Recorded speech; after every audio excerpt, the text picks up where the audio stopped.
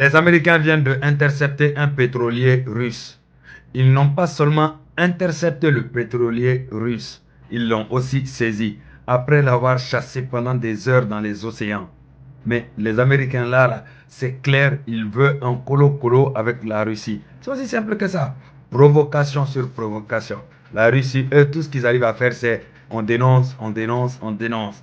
Avec l'agressivité de la Russie qu'on a toujours vue là, pourquoi la Russie évite les États-Unis? Parce que la Russie sait que les États-Unis est meilleur. Ils sont soupçonnés de transporter du pétrole vénézuélien en violation des sanctions américaines. L'opération s'est déroulée après une chasse à travers l'océan et il y a eu le soutien logistique aussi des Anglais. Un deuxième pétrolier russe a été également saisi dans les Caraïbes lors d'une opération similaire.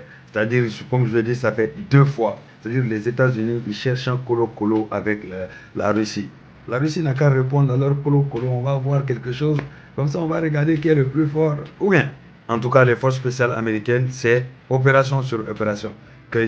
Et peu importe le pays, ils te tombent dessus, ils font ce qu'ils ont à faire, t'es arrêté. Et le pire, quand c'est saisi, c'est ramené aux États-Unis et tu es jugé là-bas tout simplement aux États-Unis et condamné aux États-Unis. Je sais que beaucoup de pro-russes ne seront pas contents, mais c'est la réalité.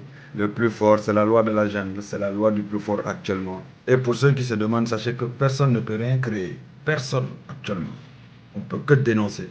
En tout cas, qu'on le veuille ou pas, les États-Unis, c'est les plus forts. Et actuellement, ils le démontrent à tout le monde. Et personne n'arrive à riposter.